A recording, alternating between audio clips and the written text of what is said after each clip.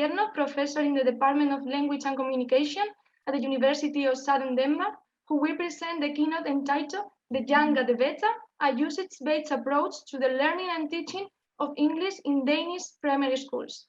Once again, thank you very much for accepting our invitation to give this talk, and the floor is all yours, Teresa.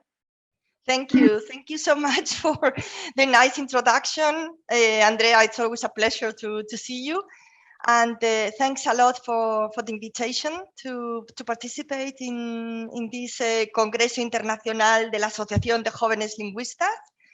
I would have loved to be in Zaragoza again, but well, I guess it's better to do it online than not doing it at all.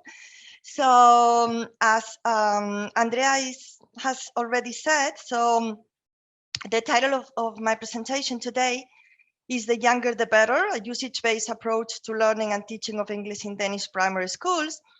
And the title is actually the name of a project, as Andrea mentioned, that we conducted here in Denmark from 2014 to 2018. And the project was financed by the Danish Research Council the Danish Council for Independent Research in Culture and Communication. And there were 8 of us in the research team. So we had the PhD students, and we had a developmental psychologist and a statistician as well that helped us with the statistical analysis of the data, and a teacher, primary school teacher educator.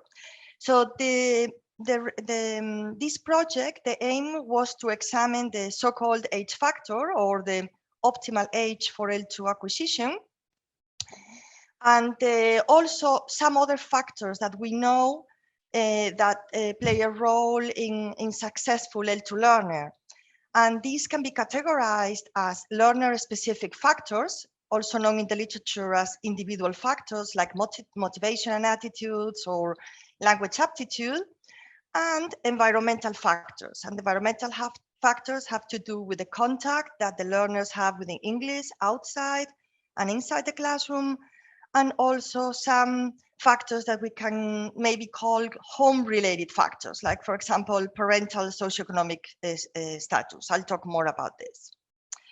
So as the title of the talk reflects, there's a widespread assumption that the younger the better, right? So that the children are more efficient, younger learners. So the younger they start learning a second language, the higher levels of proficiency they will be able to reach in the end. And this assumption is in line with educational policies that have been implemented across Europe in the last decades, by which the age at which children start learning foreign languages in school, especially English, has been dropping continuously. But we can ask ourselves, is this assumption true? Well, if we look at research that has been conducted in naturalistic settings, by mean is meant settings where you learn the L2 in a second language context, in an immersion context. So research has shown that older learners have a rate advantage. That means that they learn faster than younger learners, but younger learners have what we call an ultimate attainment advantage, which means that in the end, they reach higher levels of L2 proficiency, for example, after they've been living in the country for 10 years. And so these results do support the younger, the better assumption. However, in instruct settings, the results are not the same. So research conducted in these settings have shown that older learners also have a rate advantage, but that younger learners do not end up having an ultimate attainment advantage. And we can ask ourselves why the difference in results between children or learners acquiring a second language in a naturalistic versus an instructive settings. We can say that older learners are more cognitively mature, and then they're able to use a more explicit approach to L2 learning, learning than younger learners, so they can take more advantage of the type of learning that takes place in classrooms. And another factor is the different amounts of exposure to the target language, which is more restricted in foreign language context than in naturalistic contexts. So younger learners in this classroom context would need much longer instruction time to catch up with older learners. So, but as I said, the age factor is not the only focus, even though it's a very important focus of our project, but we always also wanted to look at the role of other factors. And as I said at the beginning, we can differentiate between child-specific factors, where we have age of onset, of course, then we have gender, language aptitude, motivation and attitudes, foreign language competence beliefs, foreign language classroom anxiety, and learner's mindset, and then environmental factors, which deal with the quantity and quality of the input the child is exposed to, parental socioeconomic status, parents' knowledge of English, and their use of English in their daily life. So before I tell you about the project, I'm gonna give you a quick overview of these factors and what research shows. Okay, so in terms of gender, there's this widespread belief that females are better than males at learning foreign languages. Maybe this is something that you've heard, but actually when you look at research, there are contradictory results. So yes, there are some studies that show that females are better language learners than males, but there's also some other studies, recent studies, that show the opposite pattern. For example, Sylvain and Sundvik's studies in Sweden, they found a male advantage of boys over girls. And the way they explain it is that they think that this is due to the higher amount of time spent by boys on gaming outside the classroom. And I'll go back to this to this explanation when I explain our results, the results of our project. Then we have language aptitude. And language aptitude can be defined as the individual's initial state of readiness and capacity for learning a foreign language. And traditionally, it has been conceptualized as consisting of various components like phonetic coding ability, grammatical sensitivity, inductive learning ability. But there's also several researchers who pointed out that memory is also a very important dimension of language aptitude. So both short-term memory, that is the ability to return information for short periods of time, for a few seconds, and working memory, which also refers to this retention of information, plus, but it's more complex in the sense that allows for the manipulation of the information. And there are several studies, these are just some examples that I've written there that show that both short-term memory and working memory have an important role in child second language learning acquisition. Then we have motivation and attitudes, which are among the factors that have received most attraction. So there's a lot of research on these factors, and different researchers have talked about different types of motivation, but two types that we incorporated in our study are the difference between intrinsic versus extrinsic motivation. That is the difference between motivation that is driven by enjoyment and interest in the activity, so that it's learner driven, and extrinsic motivation, which is motivation driven by external forces, like parents' opinions, for example. So that's externally driven. And then the other important concept is the ideal L2 self, which is based on Donye's L2 motivational self-system. I don't know whether you're familiar with this, with Donye's approach, but it's an approach that has had a lot of influence in second language acquisition in recent years. And the ideal L2 self refers to whether the learners can imagine themselves as future speakers of the language. So research into the motivation and attitudes in children have shown that younger learners have higher motivation and more positive attitudes towards the language, towards the target language, and towards English language learning than older learners, but unfortunately, they tend to become less positive over time. So very often, these high motivation that they have at the beginning, they decline over time. Another finding is that the type of motivation also changes over time. So several studies have shown that motivation evolves from being more intrinsic to being more extrinsic. And it has also shown that the ideal L2 self plays an important role in L2 learning.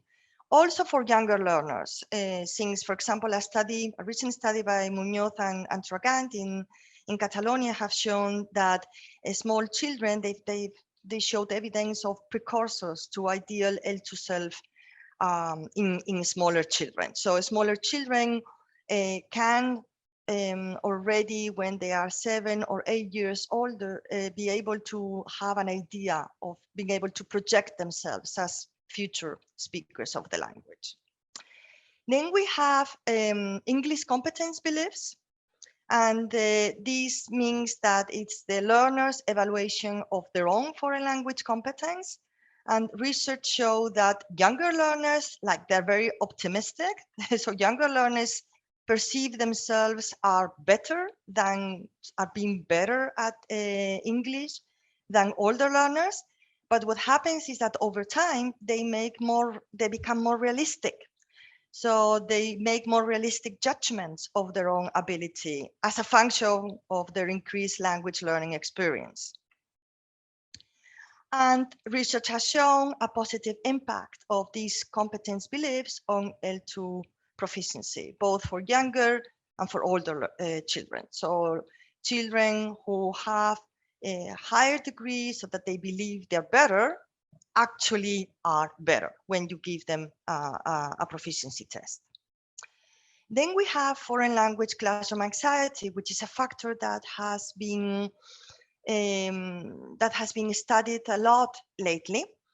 And we can define this as a unique form of anxiety that learners experience when learning or when using a foreign language. And this is here, there's a consistent finding. So there's a negative impact of foreign language classroom anxiety on L2 learner. So that means, of course, that children with higher degree of language anxiety, they get lower proficiency scores. And there's also some studies that show that older students tend to be more anxious than younger students, but younger students can also experience anxiety. For example, like when speaking in front of their classroom mates. And finally, the last child internal factor or child-specific factor that I'm going to talk about is learner's mindset. And this factor is actually very, very new. It has just recently begun to be studied in second language acquisition research. And the distinction comes from a psychologist whose name is Dweck. And she makes a distinction between what she calls growth or incremental mindset and fixed mindset. So growth or incremental mindset is the belief that intelligence or any ability is malleable, and therefore it can be changed, it can be developed if you put effort in developing. Whereas individuals with a fixed mindset, they tend to believe that intelligence or an ability, like an ability to be good at mathematics or to be good at foreign languages, is something that is fixed. It's something that you are born with and therefore cannot be changed, even though you try. Of course, this is a continuum, but research that has used or applied this distinction to second language acquisition show that older children tend to have a more growth or incremental mindset that younger children, and that these children with this more growth or incremental mindset achieve higher levels of R2 competence than the ones who have a fixed mindset. Then we go to the environmental factors, and the role of contact with English outside the classroom, or also called extramural English, has increased exponentially in the last decade or two. So there's been really increasing interest in this area of research. And so research has shown two things: that engagement with extramural English activities increases with age. So older children, and this makes sense, right? Older children engage in extramural English activities to a greater extent than younger children. And there's also been found gender differences. So boys tend to spend more time on gaming, whereas girls tend to spend more time on watching films or online communities. So these studies, these gender differences have also been found here in the Nordic countries, but also in Spain by Carmen Muñoz, actually. And research has also shown the positive effects of extramural English on children's L2 proficiency, and this has been documented in different geographical contexts in Europe, and in different studies that include children from different European countries, like a recent study by Azzolini et al. in 2020. And these findings provide support for cognitive or usage-based approaches to second language learning, which view L2 learning as input dependent. So the view that L2 learning is shaped by the language patterns that learners are exposed to. So you would expect that children who are exposed to English to a higher degree outside of the classroom are exposed to more and more varied language patterns, and therefore that has a role in their success in language acquisition. And also that the L2 learning is experientially based. That is, you learn language by participating in real usage events. So constructions are abstracted from specific usage events in more cognitive linguistics terminology. SES is another important environmental factor that has been shown to predict successful child acquisition, both L1 and L2, both in naturalistic and instructed contexts. And then we can ask ourselves, why? Why does SES have an important role? Well, some researchers have said that children from higher SES families have more access to more resources which are needed to support language learning if we compare them to children who come from lower SES, like, for example, use of more advanced telephones, or possibility to travel to countries where the target language is spoken. And also another important factor is the quantity and the quality of the verbal interactions. That this is has been documented to be higher or better, higher quality in high SES versus low SES environments.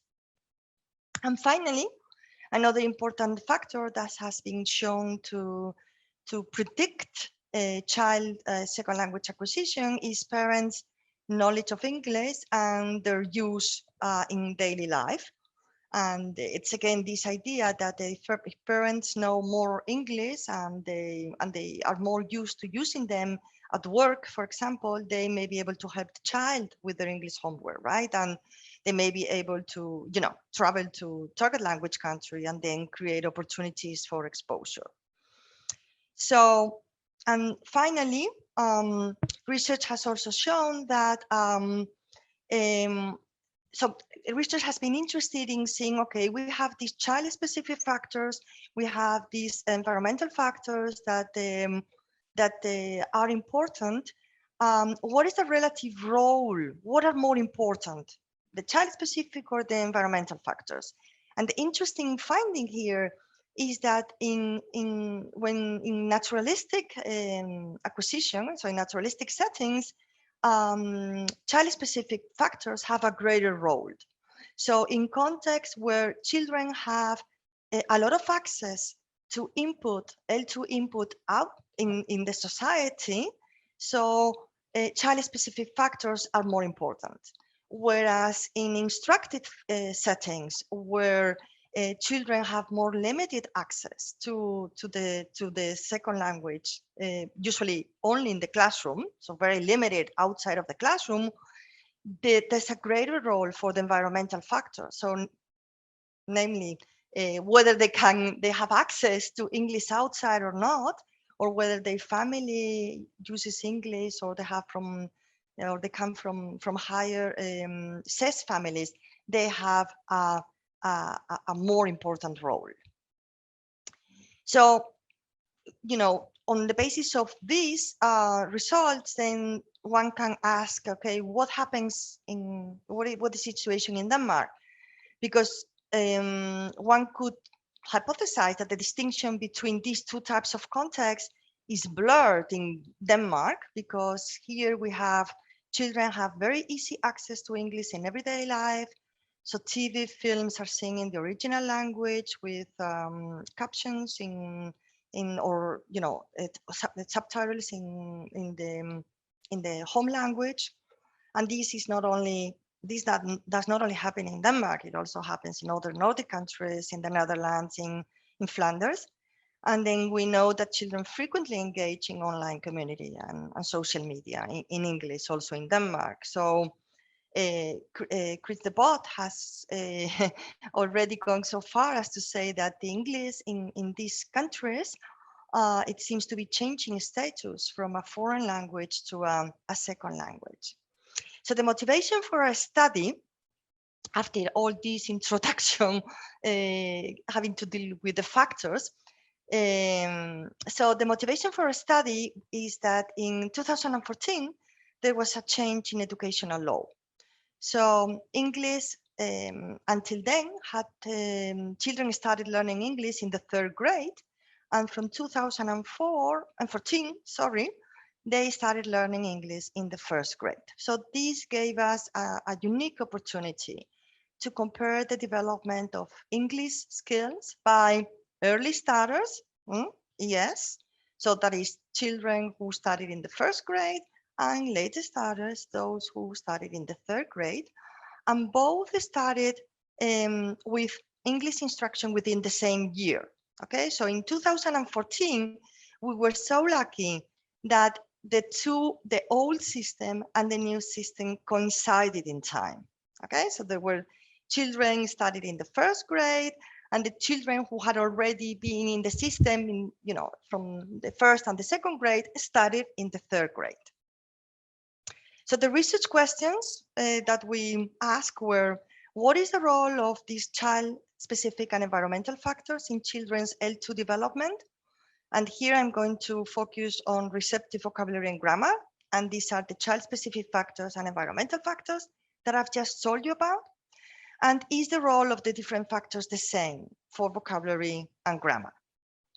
So the participants were 276 children who were studying in 6 primary schools here in Denmark.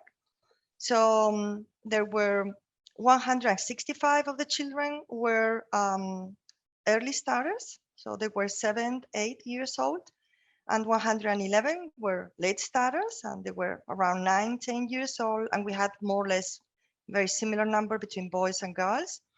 And what was very nice is that for each school, for each of the 6 schools, we had one class of early starters and one class of late starters. So this is the design of the study so that you can see what we did. So we started the study in 2014, and that's the first wave. So we collected, and then we collected data in 2014, in 2015, and in 2016. So we have 3 waves of data collection, okay? After 1 year of instruction, after 2 years of instruction, and after 3 years of instruction. And we collected data from both early starters and later starters. So the early starters studied, of course, in grade 1. So we collected data from them in grade 1, grade 2, and grade 3. And the late starters who studied in grade 3, we collected data grade 3, grade 4, grade 5.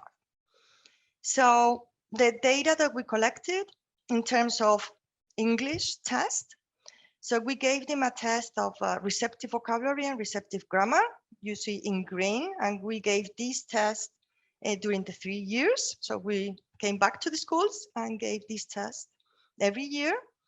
And then in the 2nd year and in the 3rd year, we gave them a phonetics test, discrimination test. And then in the last year, we also gave them some oral production tasks, which consisted of short interviews and picture description. So all the tests were given individually to each child. So this was a huge enterprise. So we had to hire many student helpers that help us collect all this data.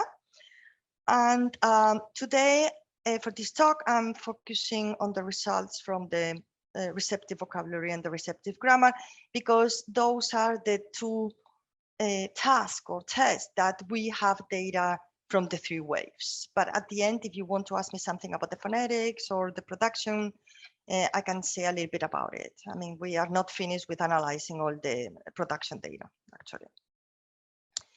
So this English, how we use the receptive vocabulary, we measure by means of the Peabody picture vocabulary test. We test the recognition of 228 words. The receptive grammar, we measure by means of the TROC-2, which measure the receptive knowledge of 20 English constructions of phenomena like negation, reversible in and on. And both tests are picture selection tasks. They are receptive tasks, right? So what the children have to do is that they have to select the picture by pinpointing the picture that corresponds to the word or the sentence that they hear. Okay, so in the case of the Peabody, they hear words like dog, and then they have to point to, the picture of the dog. And in the case of the receptive grammar, they hear sentences like the cup is in the box, and then, they're presented with these 4 pictures, and they have to point the one that corresponds to the sentence that they heard. But then we had also other measures, right? So because we're interested in the role of these child-specific factors and environmental factors, so children were given, in the case of child-specific factors, they were given an oral questionnaire in class where where children had to tick. It was questionnaires with Likert scales, so they had to tick. There were some statements, and they had to tick whether they agreed or they did not agree. And in this questionnaire, we asked, about it had to do with the motivation, with the ECP, with the foreign language classroom anxiety and mindset. Actually, language aptitude shouldn't be there. Those we gave later. And then the environmental factors, we gave a take-home questionnaire that we ask parents to fill out together with the children. And then we ask about the frequency of contact with English outside the classroom, like seeing audiovisual material, like seeing English films, English spoken films, playing video games, listening to music, reading books in English, writing in English, speaking in English, all this outside the classroom, okay? Then we also had questions about their income and education, the parents, and then also the parents' knowledge and use of English in daily life. And we also gave them some language aptitude test, memory, like this digit forward. I don't know whether you know this test, but one of them tests short-term memory. So the child listens to some sequence of numbers like 4, 6, and they have to write them down. And of course, they increase in length, so they become more and more difficult. This is the digit forward, and the digit backward is more it's more difficult, because what the children, and then involves working memory, because what the child has to do is that, you know, if you say 4, 6, 7, the child has to write 7, 6, 4, right? So in the reverse order. Good. Yes. So we analyzed the data. We also have qualitative data, but today I'm presenting the results from the quantitative data. We used mixed effect models with wave. Remember that we have 3 waves. So this was entering the models as a repeated measure. And then the child school was entering the models as a random factors, because we have to take into account that children are in different schools, in different classes. And then all the factors that we were interested in, they were entered as fixed effects. So I'm gonna give you the results. Some of the results have already been published in a paper published in Vial now in 2020. And then most of what I'm saying here today is going to come out in bilingualism, language and cognition in a paper that is forthcoming. So some of the main results. So the first surprise we got with respect to age of onset is that the 2 groups differed from the start. So if you look at the graphs, you can see that on the horizontal axis, we have the 3 waves, right? 2014, 15, 16. And then in the top graph, and then on the Y and the vertical axis, we have the scores of the PBT and the TROC. The blue line is the late starters, and the red line is the early starters. So what we found is that the late starters they obtain significantly higher scores than the early starters in the first wave of data collection. So this means that the starting point for the 2 groups of learners when they start learning English in school is not the same. And why would the late starters be better to start with? Well, probably due to the accumulated contact with English outside the classroom. Remember that these children are 2 years older than the early starters, and therefore they have had 2 more years of contact with English outside the school. And our results are very much in line with the studies showing that children do learn aspects of L2 before instruction. There's some studies conducted in Flanders which show that before, like a year before children start learning English in school, they've already learned from their extramural English. Our results also show that if you look again at the graphs for the PPVT, that's the vocabulary, right? And TROC is the grammar, remember.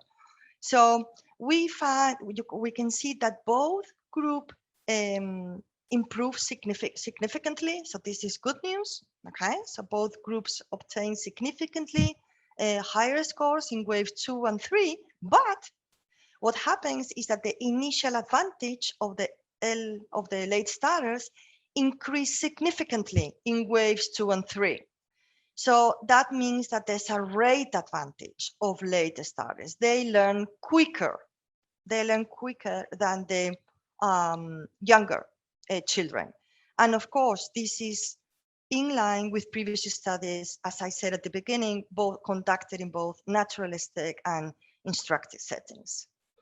We also found a boys advantage. So boys, we found significant interaction between gender and wave for the vocabulary. It means that boys learn faster than girls.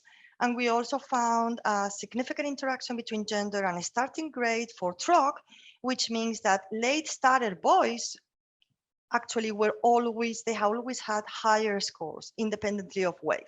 So all in all, boys have an advantage over girls, and our results again are in line with the studies, with the results, the findings from studies conducted in Sweden.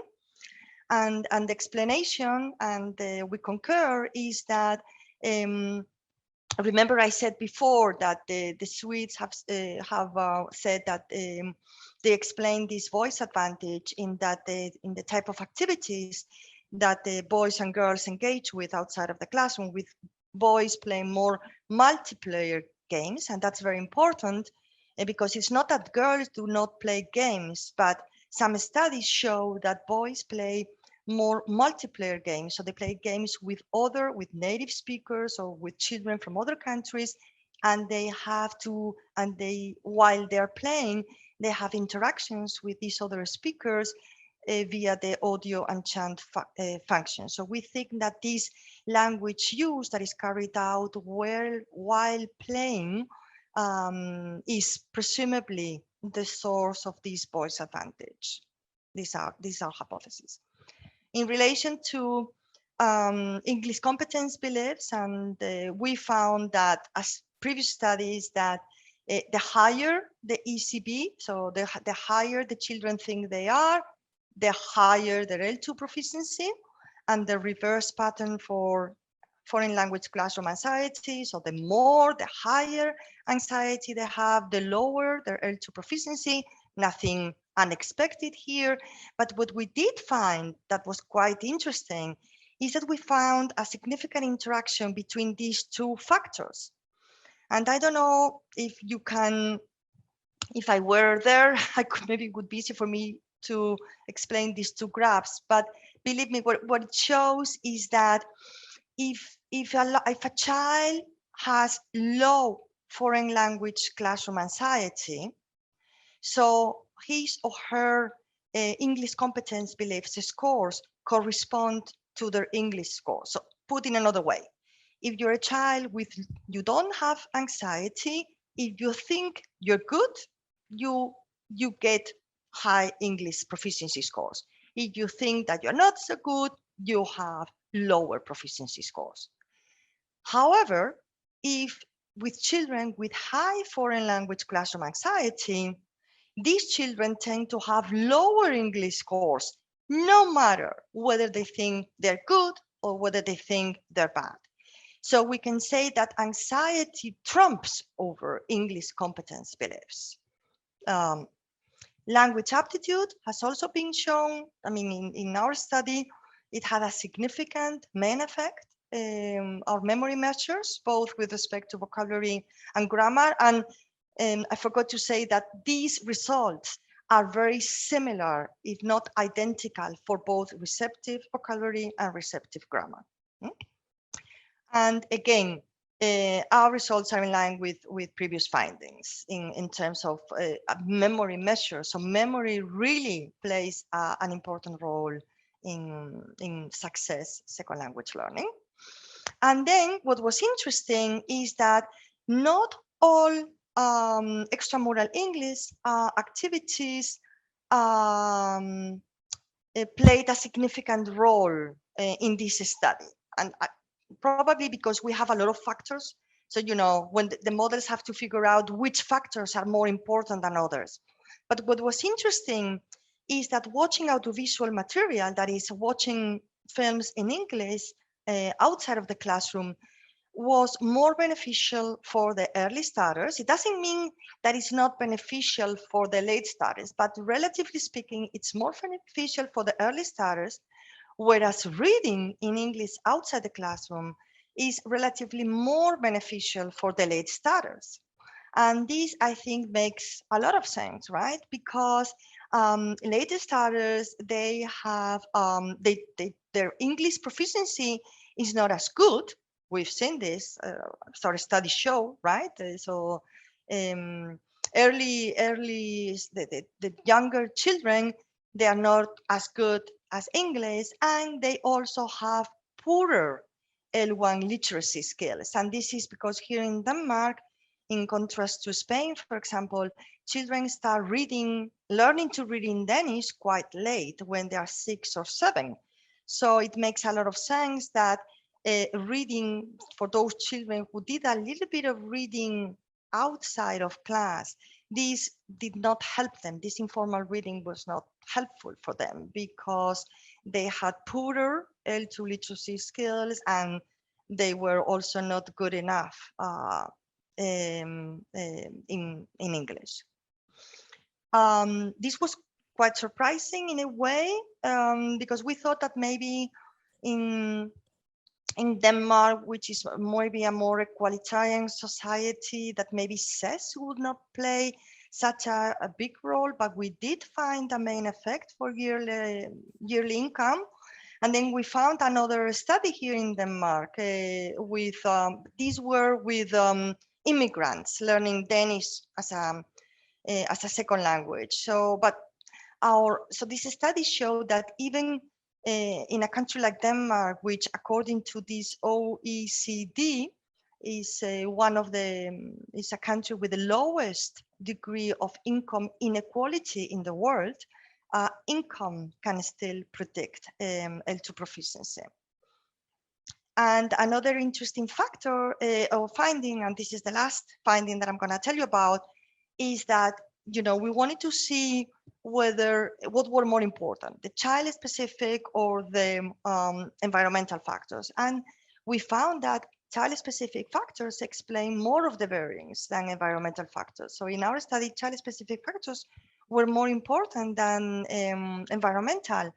And these, of course, are aligned. So they are the same results than studies who have looked at child second language acquisition in naturalistic settings, and they differ from previous studies conducted in instructed settings like San et al., which were conducted in China. So we interpret this finding as providing support for this special role of English in context with high degree of informal contact with English. And also we interpret this as the need to go beyond maybe this categorical distinction between instructed setting and naturalistic setting when examining the relative role of the two type of factors. So maybe we need to start taking into account the specific aspects of the learning environment, because in many countries, like in the Nordic countries, in the Netherlands, in Flanders, yes, it is, I mean, as I said before, it's kind of a blur, right? I mean, it is a foreign language instructed context, but because there's so much exposure to English outside the classroom, it resembles a little bit what takes place in naturalistic classrooms, in naturalistic settings, sorry. So pedagogical implications. Our results so far seem to support a lack of support actually for the younger the better. Maybe the older the better view would be more, makes more sense. So no advantage for introducing English earlier in school, but of course, our study is limited in that we only follow the children for 3 years. So we need more longitudinal data, and this is something that I'll tell you right after.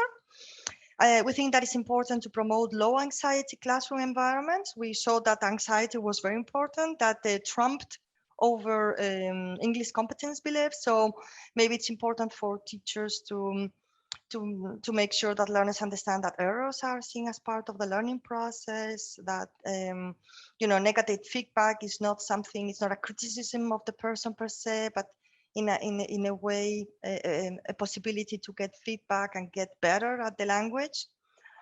It's important to increase teachers' awareness of the facilitative role of watching films from the beginning, but wait with reading later on, especially in the Danish context, well, also in other countries in Scandinavia, and where they start learning to read in their L1s later. It's important to raise children's and parents' awareness of the opportunities for English language learning outside of the school. And also teachers that it's important to tend to close the gap between what happens outside and inside the classroom. There's some studies that show that children perceive this the activities are very different, and that what they do outside of the classroom is very exciting, and sometimes what happens inside the classroom is more boring.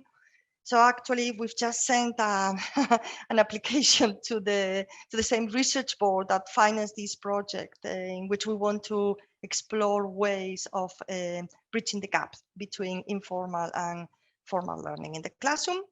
And to finish up, we've just collected data from the same children, that the same ES children and the LA's children last semester. So we gave them some English proficiency test, because we want to see, okay, what happens? So what happens when late starters finish grade 9? This is when you finish primary school here in Denmark. So do they do better in English than the early starters when they are in grade 7? So this is the data that we collected last spring. And then in 2 years' time, then we're going to go back to the school and collect data again from the early starters when they are in the 9th grade, because then we'll be able to see, okay, in more long term, is younger the better, or is it not? So yeah, thank you very much for listening to the talk. Thanks. Many thanks, Teresa. It was a very interesting talk with a surprising results, at least for me. The younger was going to be the best. I was thinking that the result was very, very different that I was thinking about. So thank you very much for sharing with us this project. Yes. And I think we have time for a couple of questions. Yes. So if you have any questions, raise your virtual hand and I will give you the floor, or if you prefer to write your questions in the chat, and we can read it without any problem. So what do you prefer? We are going to waiting for questions. If not, I have question. I hope people are not shy, so just shoot. Yes. Yeah, maybe I can start. So I found the intrinsic factor you call mindset very interesting. Yeah. At least for me, because I think I have a bad mindset about English, and I was wondering how it's possible to measure this factor. And I don't know if you could measure with your students. And I don't know if there is a test already created about this type of thing. Or yes. We gave this test to the children, and what we did is that DWEC has developed a questionnaire. So DWEC has done quite a bit of research with learners' mindset in relation to mathematics in the US, but also in Chile. Actually, she's been working with some colleagues in Chile, and so they have developed a questionnaire which with different questions that are supposed to tap this difference of whether you have a growth or incremental or a fixed mindset. And what we did is that because we have a developmental psychologist in our research team, we adapted the questions, the original questions from DWEC's questionnaire to children, so that the questions were more child friendly, and then related also to second language learning. Yes. So this is a factor actually that it's receiving a lot of attraction, right? Interesting in, and one key person who's worked on this is Sarah Mercer. You know, Sarah Mercer, who's is doing wonderful work in the area of, well, she also works in motivation, on classroom engagement, but she's also been promoting and writing about the use, or trying to apply this learner's mindset to foreign language learning. So it's a relatively new thing. So that's how we measure. But the thing is that when we put this factor together with the other factors, a learner's mindset did not turn out to be significant. So in another analysis that we did at the beginning with only the first wave, it did. So actually mindsets was important. It had a significant role. But what happens is that when you have all these different factors, then you know, some of the factors are more important, and only the ones that are more important, you know, turn out to be significant. So it doesn't mean that learner mindset is not important, but when we compare it with the other factors that we included, it was not strong enough. Their importance was not strong enough to be significant. There were other factors that I mentioned that were more important, more significant. So nice. Thank you, Teresa. Yeah. Somebody dares to ask something? Puedo contestar también en español, ¿eh? Es que, a ver, di la charla en inglés porque me resulta más fácil porque escribo en inglés y lo presento en otros sitios en inglés, pero se me olvidó decir que puedo perfectamente, me podéis preguntar en español y puedo contestar en español. Fernando ha puesto un mensaje en el chat. ¿Sí? Thank you very much, Teresa, for your very clear presentation and very interesting results. This is a more comment than a question. I wanted to say I really like the idea of treating the variables you are investigating using a continuum rather than categories. We need to start looking at different phenomena in more detail, and I think the idea of a continuum will be more helpful for us. Thank you once again. Yeah. Thank you for the comment. I agree. I think, and I think this is one of the most interesting aspects of this paper, and it's something that was commented by the reviewers for, you know, this journal, Bilingualism, Language and Cognition, where the paper is going to come out, was this idea that, that this categorical distinction between, you know, in this population, this happens like this, in this other population, this happens like that. Well, you know, we need to think about continuums, right? And, you know, some contexts might have some aspects that look like an instructed, some other aspects in which they look like more naturalistic. Also with, you know, when we measure motivation, when we measure learner mindsets, it's also a continuum, right? We use Likert scales. So methodologically, we also conceptualize it as a continuum, not as fixed categories. Yeah. Somebody? Sí, también podéis preguntar en español. Si sí, que podéis preguntar en español. Yo tengo otra pregunta, pero es curiosidad acerca de qué pasa con los resultados en fonética y en el... Ya, bueno, con fonética lo que pasa, en fonética les dimos un test de discrimination test, ¿no? Como pares mínimos. Sí, donde tenían que decir si oían el mismo o diferente palabra. Y lo que vimos fue que, pero esto no lo dimos en la primer wave, ¿no? Solamente en la segunda y la tercera.